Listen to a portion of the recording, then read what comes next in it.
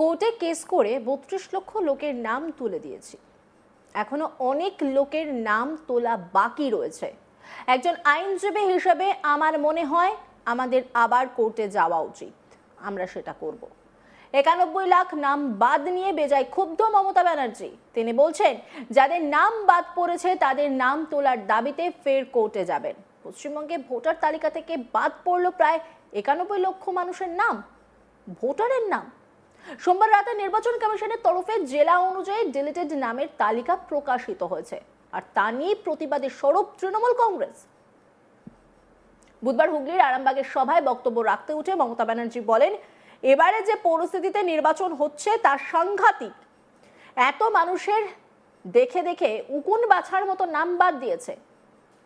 যার বাড়িতে বসে মোটা ভাই খাবার খেয়েছিলেন তাদের পরিবারের নামও বাদ। আমার বিধানসভায় ৬২,০০০ নাম বাদ দিয়েছে, তাতেও কিছু যায় আসে না। একটা ভোট থাকলেও সেই ভোটটা তৃণমূলেই পড়বে।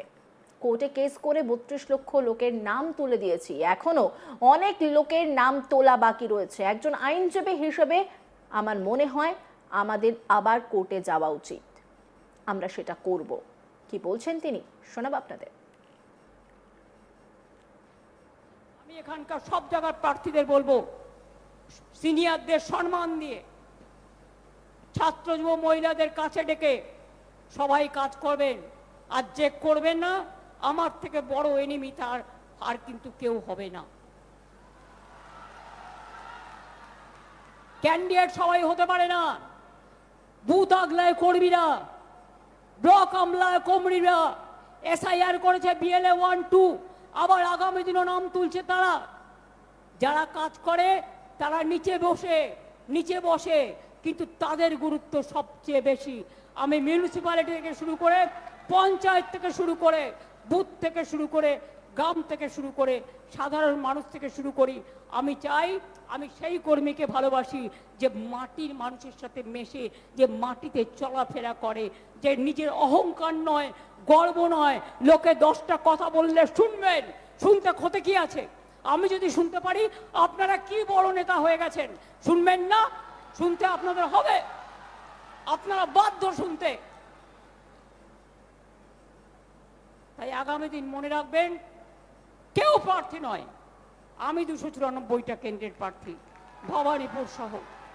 যদি আমার নেতৃত্বে সরকার আপনারা চান, সব স্কিম বজায় রাখতে চান, তাহলে মনে রাখবেন, চিহ্ন আপনার একটাই, জোড়া ফুল, তৃণমূল। কোনো টাকায় দেবেন, ভয় পাবেন না, ভোট দেবেন না। ওরা নাম কেটে দিলেও কোনো ডিটেনশন ক্যাম্প হবে না, আমি নাম তুলবই, আজ নয় কাল। আর একটা কথা জেনে রাখবেন, এনআরসিতে, কারণ আমরা এখানে নজর রাখবো আমাদের সরকার থাকলে, এটা মাথায় রাখবেন, যাতে এরা না আসতে পারে। পাপীরা, দুরাচারীরা, ভয় পাবেন না, মনে হিম্মত আনুন। মনে রাখবেন, আমরা চলি সমুখ পানে, কে আমাদের বাঁধবে? রইল যারা পেছুক টানে, কাঁদবে তুমি কাঁদবে, বিজেপি তুমি কাঁদবে। আর বাংলা টার্গেট করতে গিয়ে বাংলা তো পাবে না, দিল্লিও হারাবে।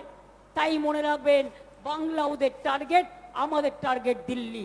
আমরা বাংলা জয় করে দিল্লি থেকে ওদের সরাবো, কারণ দেশটাকে এরা শেষ করে দিয়েছে। এ বিষয়ে আইনজীবী ফিরদৌস শামীম আজ তাক বাংলায় ঠিক কি বলেছেন, শোনাবো আপনাদের। সম্পূর্ণ দ্বিচারিতা রয়েছে। প্রথমেই তিনি বললেন তিনি বেঁচে থাকা অবস্থায় এসআইআর হবে না। এসআইআর হলো, তিনি সর্বপ্রথম গিয়ে তার এনুমারেশন ফর্ম ফিল আপ করে তিনি এসআইআর প্রসেসে পার্টিসিপেট করলেন, অর্থাৎ নিজের ভোটাধিকার সুরক্ষিত করলেন। আজকে তিনি বলছেন যে ভোট করা উচিত নয় নির্বাচন কমিশনের যতক্ষণ পর্যন্ত না ট্রাইব্যুনালের অ্যাডজুডিকেশন সম্পূর্ণ হয়। অথচ তিনি নিজে নমিনেশন জমা দিচ্ছেন, অর্থাৎ খুব পরিষ্কার, নিজের নমিনেশন, নিজের প্রার্থীপদ সেটা সিকিওর করে নেওয়ার পরে তিনি আবার বলছেন ভোট চাই না। প্রথমে এসআইআর চাই না বলে, এসআইআর করতে দেব না বলে তিনি হুঙ্কার দিয়ে তিনি প্রথম এসআইআর এর মাধ্যম দিয়ে নিজের নামটিকে সুন্দর করে ইনক্লুড করিয়ে নিলেন।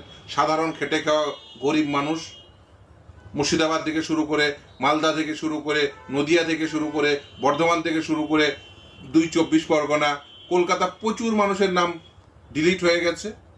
অথচ তিনি কিন্তু নিজের ভোটাধিকারটিকে সুরক্ষিত করতে পেরেছেন, এবং শুধু তাই না, তিনি আজকে নিজের প্রার্থীপদ সুরক্ষিত করার জন্য নমিনেশন দাখিল করে দিলেন। অর্থাৎ খুব পরিষ্কার, নিজে সুরক্ষিত থেকে মানুষকে বিড়ম্বনায় রেখে উনি আজকে চাইছেন নির্বাচন কমিশন যাতে এই ভোটটিকে ডেফার করে।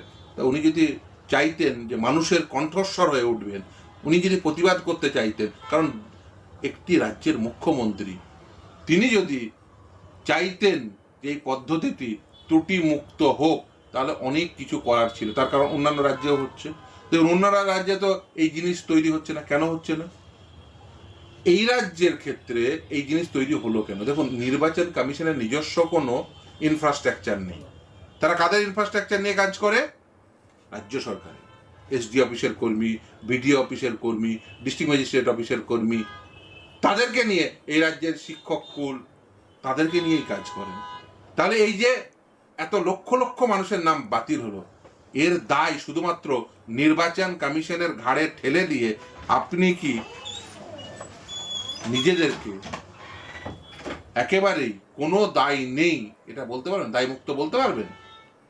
কোর্টে কেস করে 32 লক্ষ লোকের নাম তুলে দিয়েছে, এখনো অনেক লোকের নাম তোলা বাকি রয়েছে। একজন আইনজীবী হিসেবে আমার মনে হয় আমাদের আবার কোর্টে যাওয়া উচিত, আমরা সেটা করব। 91 লাখ নাম বাদ নিয়ে বেজায় ক্ষুব্ধ মমতা ব্যানার্জি, কি বলছেন তিনি শুনুন। আমি এখানকার সব জায়গার প্রার্থীদের বলবো, সিনিয়রদের সম্মান দিয়ে, ছাত্র যুব মহিলাদের কাছে ডেকে সবাই কাজ করবেন। আর যে করবেন না, আমার থেকে বড় এনিমি তার আর কিন্তু কেউ হবে না। ক্যান্ডিডেট সবাই হতে পারে না।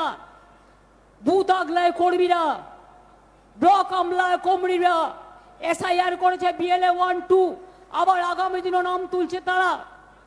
যারা কাজ করে তারা নিচে বসে, কিন্তু তাদের গুরুত্ব সবচেয়ে বেশি।